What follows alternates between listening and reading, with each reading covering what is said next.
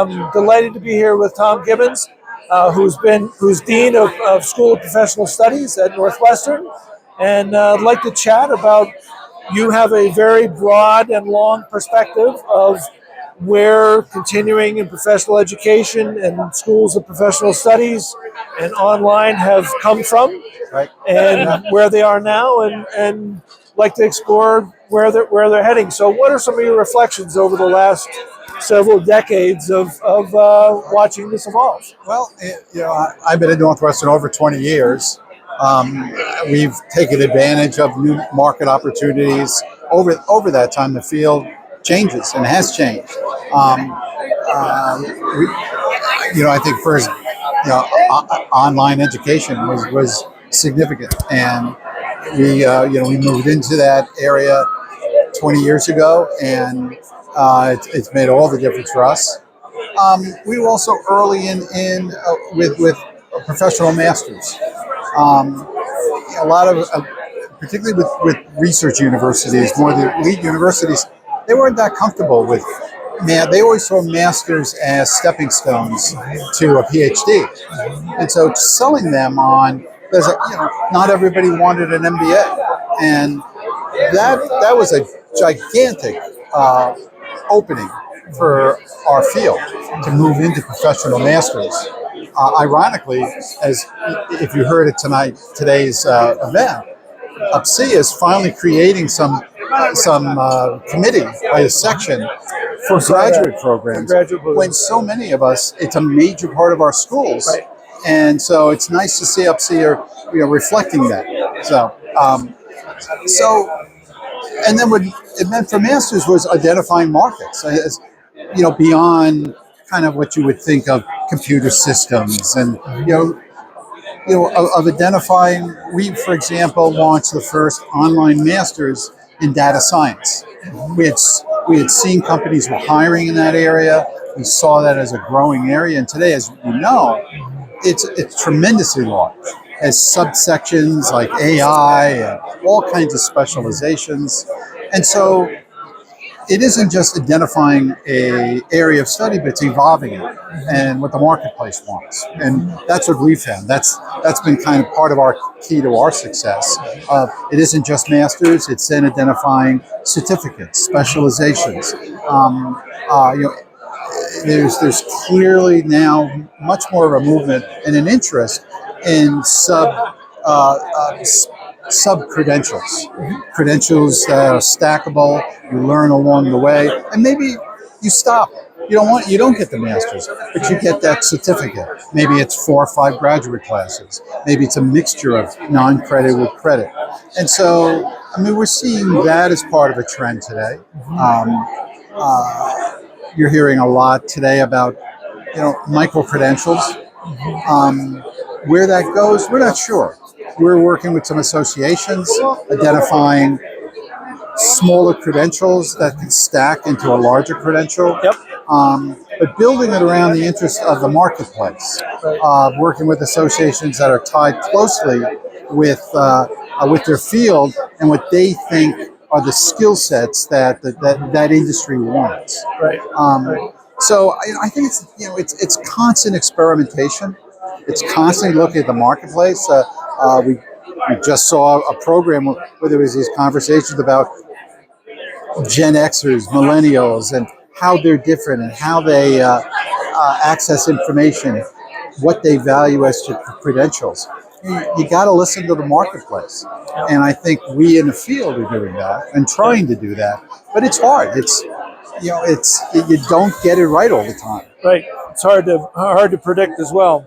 I've been involved as a editorial advisor on the editorial board of Chief Learning Officer magazine, which is in your city, based in Chicago, and I've talked with them about microcredentials, and they're like, no, they're credentials. From their perspective, Yeah. they want credentials. Right. They're small in relationship to degrees. They're smaller, and so therefore micro. But I also I did some work with Roger Schenck, and you guys were like the early online people. And I'd be interested in your thoughts. We had schools like yourselves that were doing online for years, and then we had the pandemic, and then everyone Right. had to do something online. I'm not going to say it's the same thing. I think it's created a lot of confusion in the not the marketplace, but for students about what they're going to get. And can you talk about Sure, I can. those differences? And I think it's created confusion among faculty too, because the pandemic programming was not traditional online education. It was Zoom classes is what they were. Online programs are designed. There's a pedagogy to it.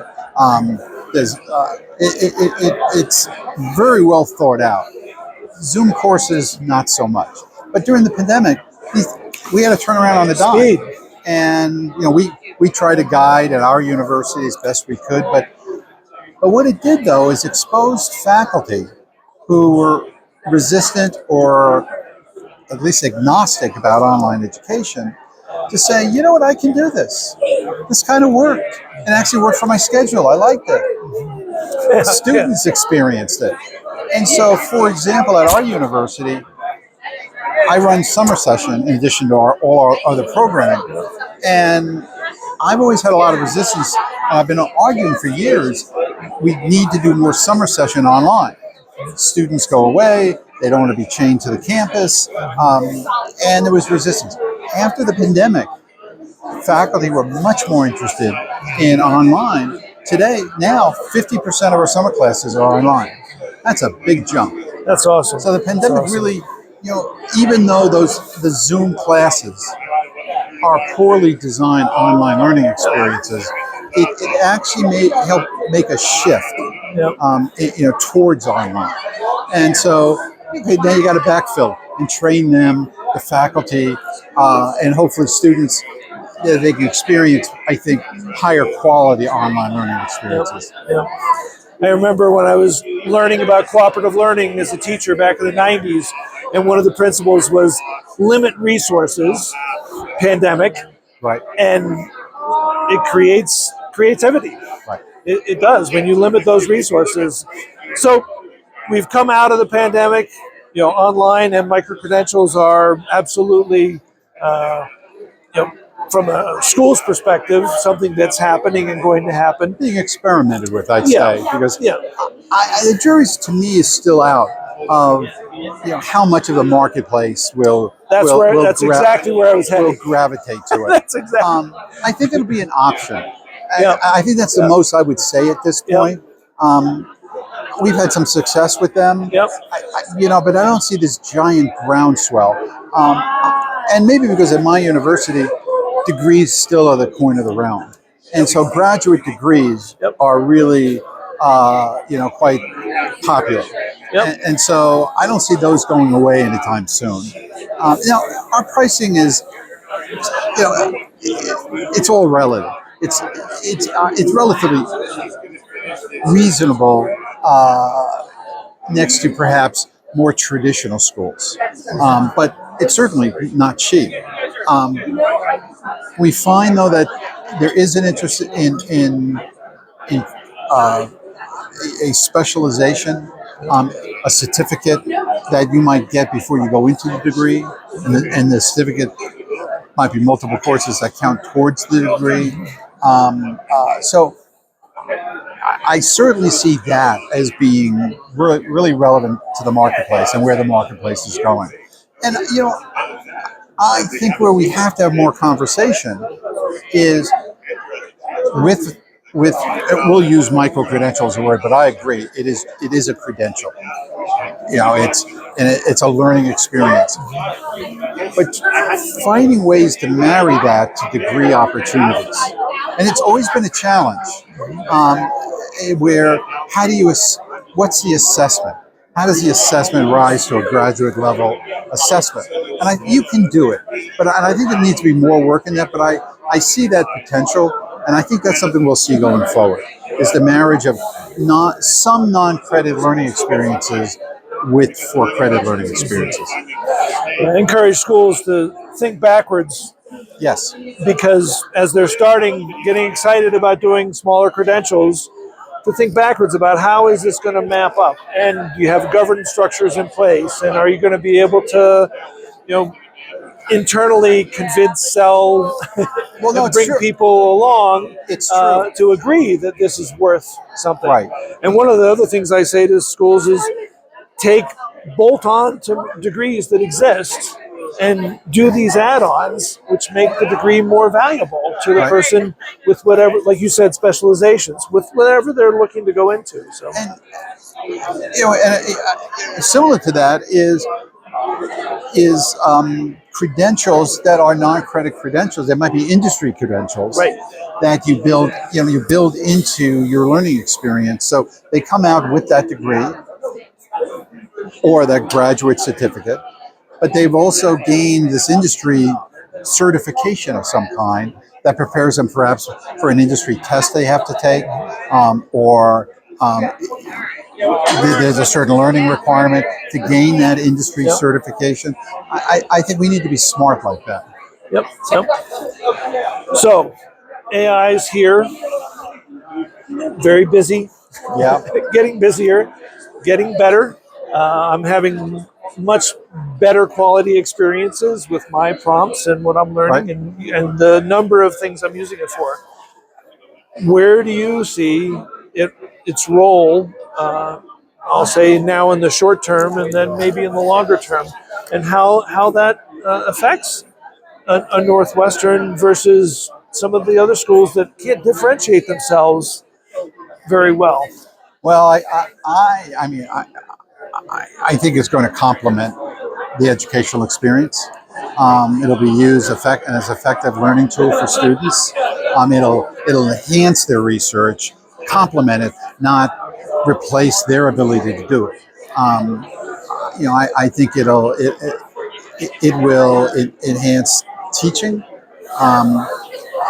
Just look, and yeah, it'll replace some things, but look at, for example, AI, for example, has been around. Everyone thinks in the last year, for medical diagnosis, it's been around for years. But it's getting much better, and to the point where we're talking as good as or better than medical professionals can diagnose, because it can pick up data points that humans can't as quickly.